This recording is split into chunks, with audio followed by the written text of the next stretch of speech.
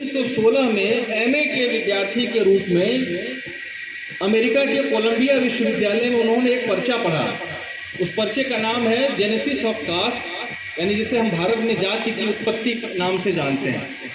भारत में जाति प्रथा कैसे उत्पन्न हुई, वहाँ से उन्होंने अपनी पहली चिंतन यात्रा 1916 में शुरू की और वहाँ से आगे वे बढ़ते हैं। तो सबसे पहली बात जो डॉक्टर अम्बेडकर ने जाति के संबंध में कही, उन्होंने कहा कि भारत में जो जाति की व्यवस्था है, जो जाति की समस्या है, यूरोपीय लोग या पश्चिमी दुनिया के जो विद्वान लोग थे या एंथ्रोपोलॉजिस्ट थे या जो भी लोग थे, वो उसको नस्ल की समस्या के रूप में समझ रहे थे। यानी जैसे अमेरिका में नस्लवाद है, यूरोप में और अफ्रीका के तमाम देशों में जो नस्ल की समस्या है, नस्लवाद की समस्या है, ब्रिटिश और पश्चिमी विद्वानों ने भारत की जाति व्यवस्था को भी नस्लवाद की समस्या के रूप में समझना शुरू किया। 1916 में जो अम्बेडकर ने वो पर्चा लिखा, जो भाषण दिया कोलंबिया विश्वविद्यालय में, उसमें उन्होंने ये बात साबित की कि यह नस्लवाद की समस्या नहीं है। जाति व्यवस्था, जाति प्रथा, वर्ण व्यवस्था, ये नस्लवाद से पूरी तरह अलग है और ये उसकी एक ओरिजिनल जेनेसिस है। यानी भारतीय समाज में उसकी जड़ें हैं, भारतीय इतिहास, संस्कृति और तथाकथित सनातन वैदिक धर्म के भीतर उसकी जड़ें हैं। वहाँ से उन्होंने बात शुरू की और उस पर्चे में उन्होंने जो बात बहुत महत्वपूर्ण तौर पे कही, उन्होंने कहा कि जो जाति की उत्पत्ति हुई है, वो जाति की उत्पत्ति सजातीय विवाह परंपरा की वजह से शुरू हुई। यानी भारत में जिन लोगों ने जाति व्यवस्था की नींव डाली, वह जाति व्यवस्था एंडोगैमी को आगे बढ़ाकर, एंडोगैमी यानी सजातीय विवाह व्यवस्था को कायम कर और उसको मजबूती से लागू करके उन्होंने भारत में जाति व्यवस्था बनाई। और इसीलिए डॉक्टर अम्बेडकर ने कहा कि भारत में जाति की समस्या और स्त्री की समस्या दोनों एक दूसरे से जुड़ी हुई हैं। यानी जाति और जेंडर, कास्ट और जेंडर, ये दोनों सवाल एक दूसरे से जुड़े हुए हैं, एक दूसरे से अलग नहीं हैं। और उन्होंने कहा कि भारत के बाहर भी तमाम ऐसे समाज हैं, यूरोप में, बाकी पुराने बहुत सारे समाजों में जाति जैसी संस्थाएं आपको दिखेंगी प्राचीन काल में, लेकिन वह संस्थाएं धीरे धीरे आधुनिक प्रक्रिया में, आधुनिकीकरण की प्रक्रिया में डिसॉल्व हो गई, खत्म हो गई। लेकिन भारत में यह व्यवस्था इतनी मजबूती से इसलिए जारी रह सकी क्योंकि यहाँ सजातीय विवाह परंपरा, सजातीय विवाह व्यवस्था, एंडोगैमी का बहुत कड़ाई से पालन किया गया। और एंडोगैमी को बनाए रखने के लिए स्त्रियों की यौनिकता को कंट्रोल किया गया। यानी औरत, स्त्री अपनी जाति से बाहर शादी न करे और किसी भी तरीके से अपनी जाति की सीमा को न लांघे।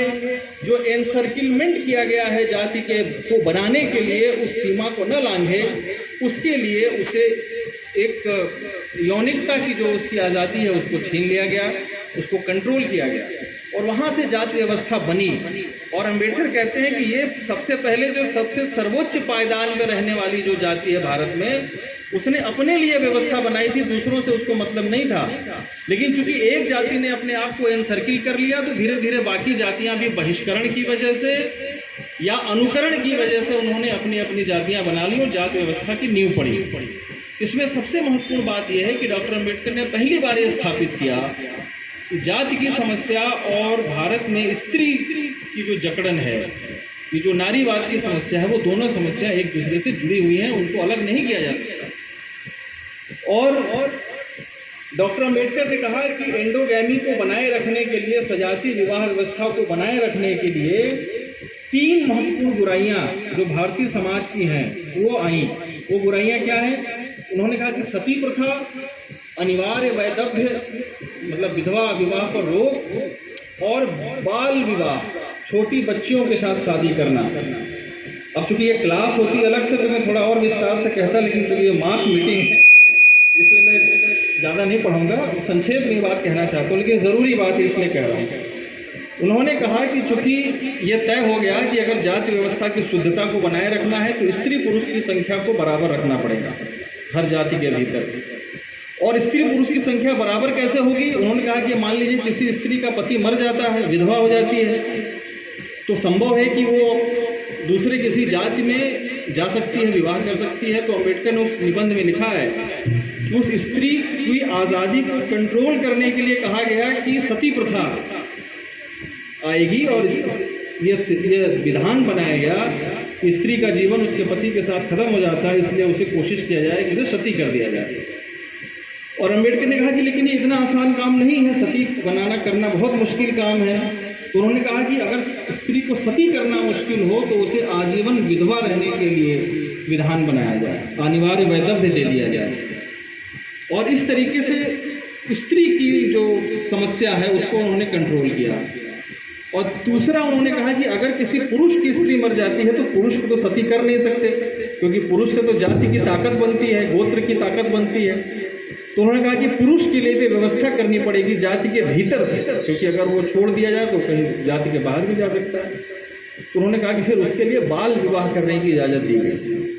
तो इस तरीके से अम्बेडकर ने कहा कि जाति व्यवस्था की नींव स्त्रियों की यौनिकता को कंट्रोल करके बनाया गया। और इस पूरे सिद्धांत को मतलब दुनिया के नारीवादी आंदोलन में और खास करके भारत के नारीवादी आंदोलन में, मैं अभी पिछले दिनों हिंदी के तमाम नारीवादी आलोचकों की किताबें पढ़ रहा था, मुझे कहीं भी इस पूरे नुक्ते पर या अम्बेडकर के हवाले से कोई संदर्भ मुझे नहीं मिला। 1991 में उमा चक्रवर्ती जो दिल्ली विश्वविद्यालय के इतिहासकार, उन्होंने इस सिद्धांत को मान्यता दी, अम्बेडकर के सिद्धांत को उसका परीक्षण किया और उसको उन्होंने माना। और इस तरीके से उमा चक्रवर्ती ने एक पद दिया ब्राह्मणिकल पेट्रियार्की, ब्राह्मणवादी पितृसत्ता, यानी ये जो जाति और जेंडर का जो एक दूसरे से जुड़ा हुआ अंतर संबंध है, इस आधार को उन्होंने ब्राह्मणिकल पेट्रियार्की का सिद्धांत दिया। और आगे चलकर उस पर आज उस संदर्भ में बहुत सारी बातें होती हैं। तो बाबा साहब अम्बेडकर ने यहाँ से शुरू किया। उन्होंने जाति के सवाल को भारत के लोकतांत्रिक और सामाजिक व्यवस्था में जाति कैसे बाधा है, जाति कैसे भारत के किसी भी आधुनिक संस्था की नींव नहीं पड़ने देगी, इस बात के लिए उन्होंने आगाह किया। और 1936 में जो उनका भाषण है जाति प्रथा उन्मूलन, एनाहिलेशन ऑफ कास्ट, वो आप में से बहुत लोगों ने पढ़ी होगी और जो छात्र यहाँ मौजूद हैं उनसे मैं कहना चाहता हूँ इस टेक्स्ट को आप जरूर पढ़िए। आजकल भारत के बहुत सारे विश्वविद्यालयों में पढ़ाया जा रहा है, पता नहीं यहाँ तो शायद नहीं पढ़ाया जाता। उस टेक्स्ट को आपको पढ़ना चाहिए। जाति प्रथा उन्मूलन, एनाहिलेशन ऑफ कास्ट के बारे में डॉक्टर अम्बेडकर ने भारत में जाति की जो पूरी जेनेसिस है, मतलब जाति की उत्पत्ति और जाति से संबंधित जो पूरी सामाजिकी और उसकी राजनीति को व्याख्यायित किया।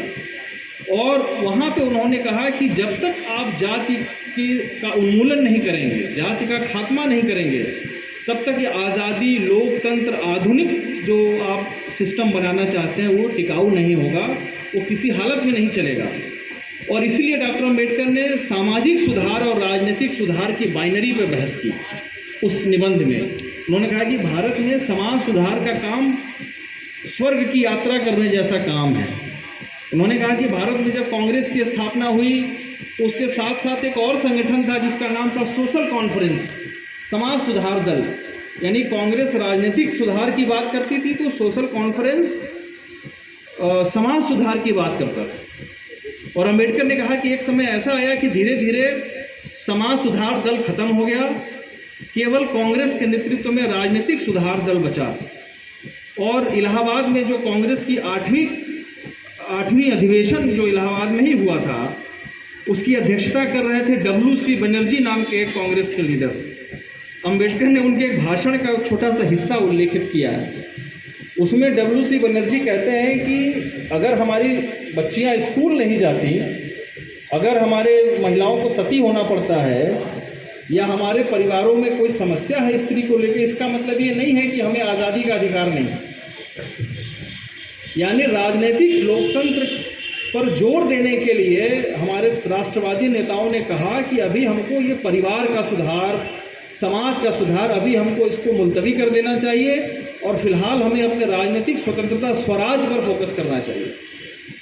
डॉक्टर अम्बेडकर ने कहा कि ये जो समाज सुधार का प्रश्न है, जब तक इसको आप हल नहीं करेंगे, यानी एक तो उन्होंने अंतर किया, उन्होंने कहा कि ये जो समाज सुधार, जो हिंदू सुधारक जिस समाज सुधार की बात करते हैं वो परिवार सुधार की बात करते हैं, लेकिन हिंदू समाज के पुनर्गठन के रूप में जाति का खात्मा, जाति का उन्मूलन, इस काम पर हिंदू समाज सुधारक जोर नहीं देते।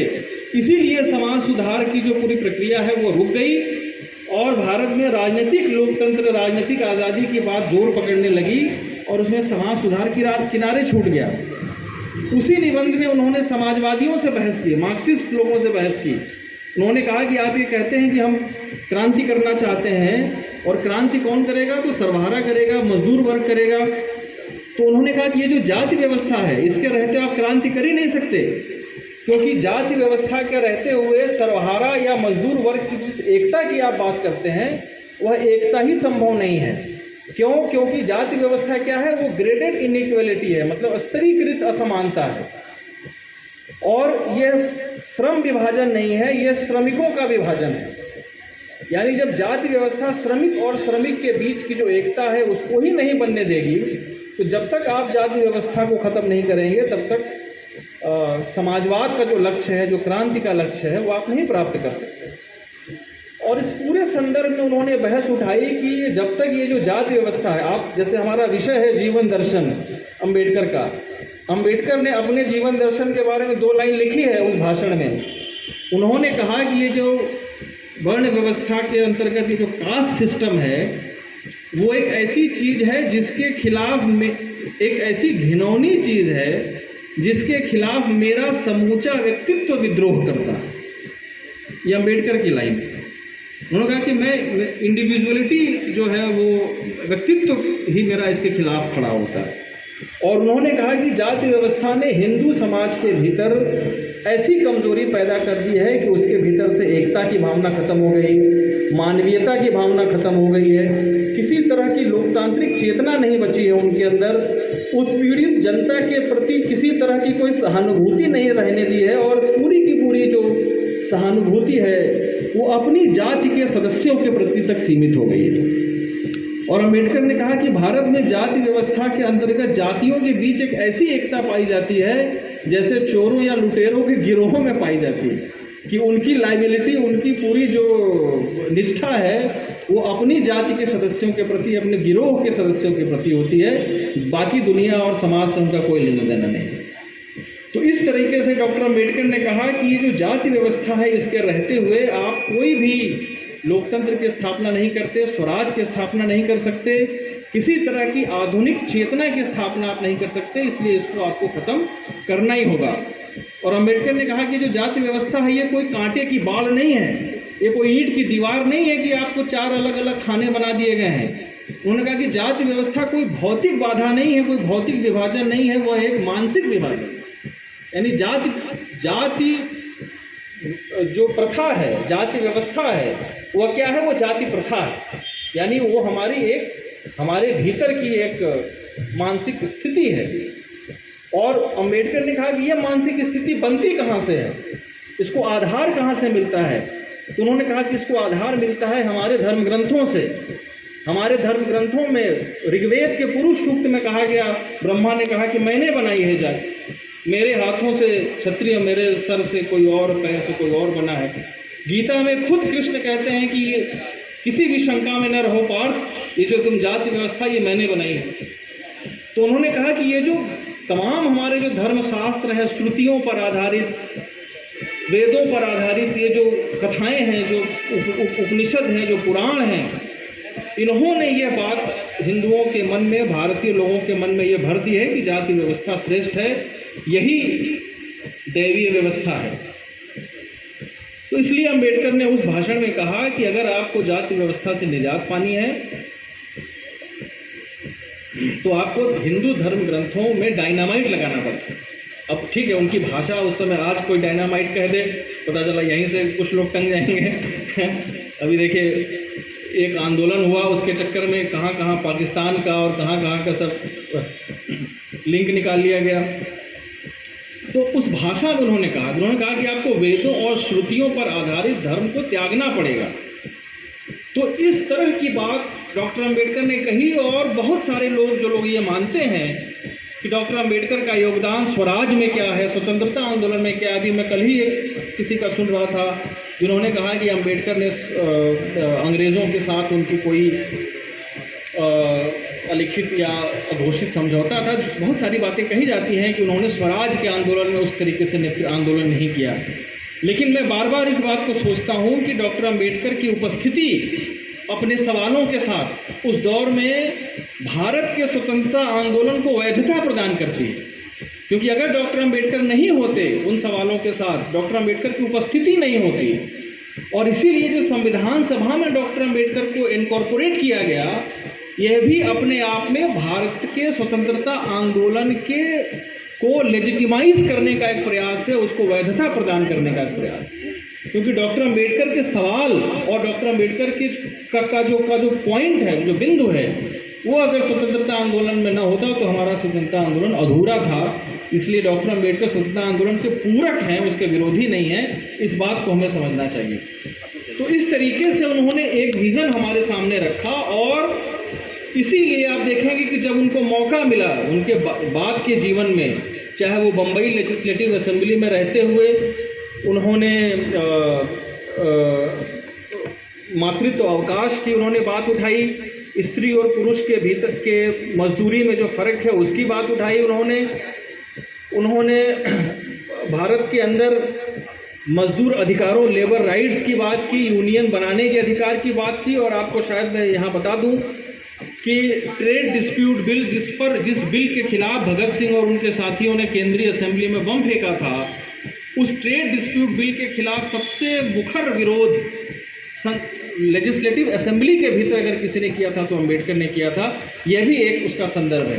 तो तमाम जो चाहे वो ट्रेड यूनियन बनाने का अधिकार हो, ट्रेड यूनियन आंदोलन हो, इन सारे सवालों को उन्होंने उठाया। और आज जो हमारे नारीवादी आंदोलन में हम लोग नारा लगाते हैं, बहुत ही लोकप्रिय नारा है, बाप से आज़ादी और खाप से आज़ादी। नारा हमारा लगता है ना कि बाप से आज़ादी मतलब पितृसत्तात्मक सोच से आज़ादी, और खाप से आज़ादी मतलब ये जो जाति और गोत्र का जो सिस्टम है, ये जो इससे आज़ादी की बात जो आती है वो कहाँ से आती है? वो डॉक्टर अम्बेडकर के विचारों से आती है। डॉक्टर अम्बेडकर ने पितृसत्ता और ब्राह्मणवाद को जिस तरीके से एक साथ जोड़ा, तो उन्होंने ये निदान बताया कि इस जाति व्यवस्था को तोड़ने का, जाति उन्मूलन को अमल में लाने का तरीका क्या होगा। इसीलिए उन्होंने कहा कि अंतरजातीय विवाहों के जरिए होगा। यानी जिस एंडोगैमी यानी सजातीय विवाह परंपरा को जिस तरीके से स्थापित करके जाति बनाई गई, तो उसी प्रक्रिया से जाति टूटेगी भी। यानी एंडोगैमी को ख़त्म करके, सजातीय विवाह व्यवस्था को ख़त्म करके, अंतरजातीय विवाहों के जरिए ही ये जो जाति व्यवस्था का जो जेनेसिस है, कि जो कमर है वो उसकी तोड़ी जा सकती है, जेनेसिस को भंग किया जा सकता है, वहीं से जाति व्यवस्था खत्म होगी। तो इस तरीके से डॉक्टर अम्बेडकर ने पूरा एक प्रोजेक्ट जो बनाया, इसलिए हिंदू कोड बिल लाया गया। हिंदू कोड बिल के 3 प्रावधान क्या थे? सबसे महत्वपूर्ण प्रावधान ये थे कि अंतरजातीय विवाहों को बढ़ावा देना, पिता की संपत्ति में पुत्री का बराबर का अधिकार देना, और विधवाओं को पुनर्विवाह का अधिकार देना। यानी जिस आधार पर जाति व्यवस्था बनाई गई थी, उसी आधार पर जाति व्यवस्था को तोड़ना भी। तो इस पूरे प्रोजेक्ट में अगर हम देखें तो डॉक्टर अम्बेडकर का, जो मैंने शुरू में कहा कि उनकी पूरी जो हम जीवन दर्शन का जो मूल है, वो मूल है भारत में क्रांतिकारी लोकतंत्र की स्थापना। और उसी यात्रा में डॉक्टर अम्बेडकर जब उन्होंने संविधान सभा में जब उनको लिया गया, तो संविधान सभा में प्रारूप समिति के अध्यक्ष रहते हुए उन्होंने एक अलग से ड्राफ्ट बनाया, संविधान सभा के सामने को प्रस्तुत किया उन्होंने, और उस ड्राफ्ट का नाम है स्टेट्स एंड माइनॉरिटी। आपको वो भी पढ़ना चाहिए, राज्य और अल्पसंख्यक, जिसमें उन्होंने कुछ महत्वपूर्ण बातें कही। उन्होंने कहा कि भारत में राजकीय समाजवाद लाना चाहिए। उन्होंने रक्तपात और जो क्रांतिकारी संघर्ष के जरिए भले ना आ पाए, उन्होंने कहा कि संवैधानिक तरीके से भारत में समाजवाद का सिद्धांत लागू किया जाना चाहिए। और राजकीय समाजवाद कैसे आएगा?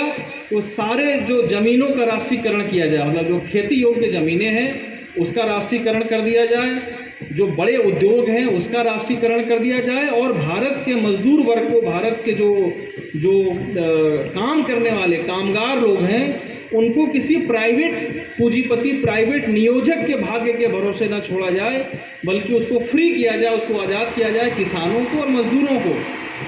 इसीलिए उन्होंने ज़मीनों के राष्ट्रीयकरण की मांग उठाई और उद्योगों के राष्ट्रीयकरण की मांग उठाई। तो ये पूरा प्रोजेक्ट उनके सामने, डॉक्टर अम्बेडकर के सामने था। इसी तरह से आजकल एक अंतिम बात बातें बहुत सारी हैं, लेकिन मैं कोशिश कर रहा हूँ कि इसको जल्दी जल्दी समेटूँ। आजकल जो डॉक्टर अम्बेडकर का सबसे ज़्यादा कुपाठ किया जाता है, डिस्टॉर्शन किया जाता है, वो किया जाता है कम्युनलिज्म के प्रश्न पे, सांप्रदायिकता के प्रश्न पे। और ये कहा जाता है कि डॉक्टर अम्बेडकर पाकिस्तान के प्रश्न पे जो डॉक्टर अम्बेडकर की जो राय थी, उस राय के हवाले से ये कहा जाता है कि डॉक्टर अम्बेडकर ने मुसलमानों के बारे में ये कहा, वो कहा, बहुत सारी बातें हैं। इस संदर्भ में मैं बस आपसे ये कहना चाहूँगा कि जो लोग भी पढ़ते हैं और पढ़ना चाहते हैं, वो लोग पाकिस्तान और पार्टीशन ऑफ इंडिया नाम से अम्बेडकर की एक किताब है, पाकिस्तान अथवा भारत का विभाजन, जिसका पहला संस्करण थॉट्स ऑन पाकिस्तान नाम से आया था। जब भारत में पाकिस्तान बनने की प्रक्रिया शुरू हुई, बहस शुरू हुई, उस समय अम्बेडकर ने किताब लिखी। उस किताब में उन्होंने बताया कि पाकिस्तान क्यों बनना चाहिए। उन्होंने कहा कि पाकिस्तान इसलिए बनना चाहिए क्योंकि यह मुसलमानों के आत्मनिर्णय का अधिकार, जो लोकतंत्र का एक बहुत बड़ा बिल्डिंग ब्लॉक है, बहुत मजबूत आधार स्तंभ है, उसे कहते हैं self determination, right of self determination, आत्मनिर्णय का अधिकार।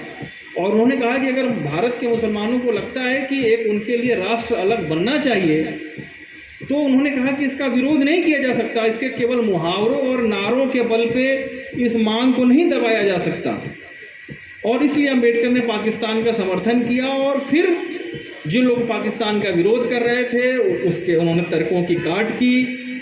भारत में जो इस्लामिक इन्वेजन की जो पूरा का जो सिद्धांत है, उस सिद्धांत का परीक्षण करते हुए अम्बेडकर ने भारत के इस्लामिक प्रभाव वाले इलाकों के सांस्कृतिक विविधताओं की चर्चा की। मतलब एक बहुत ही डिटेल बातें हैं उसमें। हिंदुओं की कमजोरी पर भी बात की, मुसलमानों की कमजोरी पर भी बात की, हिंदुओं की धर्मांधता और सामाजिक बुराइयों पर बात की, मुसलमानों की भी सामाजिक बुराइयों पर बात की। ज़्यादा मजबूत जोर उन्होंने दिया कि पाकिस्तान अगर बन रहा है तो पाकिस्तान को बनना चाहिए, मुसलमानों को एक अलग राष्ट्र दे दिया जाना चाहिए। लेकिन इसके बावजूद डॉक्टर अम्बेडकर ने ये बात कही कि अगर भारत के मुसलमानों को पूरा अधिकार मिले, सामाजिक और राजनीतिक संरक्षण मिले और उनको इस देश के भीतर एक सेकुलर राष्ट्र के भीतर रहने का अधिकार मिले, तो मुसलमानों को भारत में रहना चाहिए। और वही वो जगह है जहाँ पर अम्बेडकर का सबसे ज़्यादा महत्वपूर्ण उल्लेख किया जाता है, जब उन्होंने कहा कि अगर भारत में जिस दिन हिंदू राष्ट्र बन जाएगा, वो भारत के लिए एक बहुत बड़ी विपत्ति का दिन होगा। तो इस तरीके से उन्होंने भारत के सांप्रदायिकता की समस्या हो, जाति की समस्या हो, लोकतंत्र की समस्या हो, संवैधानिक अधिकारों की बात हो। आज जैसे पिछले दिनों जो अभी डिलिमिटेशन बिल, महिला आरक्षण बिल के आवरण में जो कोशिश की गई लाने की, वो पूरी तरीके से भारत के संघीय ढांचे पर जो हमला था। तो भारत में राज्य और केंद्र के संबंधों की बात हो, मौलिक अधिकारों की बात हो, स्वतंत्रता, समानता और बंधुत्व की बात हो, यानी सारे संदर्भों को डॉक्टर अम्बेडकर ने एक बहुत ही सुचिंतित, एक क्रांतिकारी जनवादी के तरह से बिल्कुल समझदारी के साथ और भारत की परिस्थितियों के हिसाब से उसको समझते हुए उन्होंने अपने बात रखी। अभी बातें और भी हैं, भविष्य में हम बातें करेंगे, लेकिन मेरी कोशिश ये है कि हम समझें कि अम्बेडकर का जीवन दर्शन यही है, भारत में क्रांतिकारी लोकतंत्र की स्थापना। आपने मुझे सुना, बहुत बहुत धन्यवाद।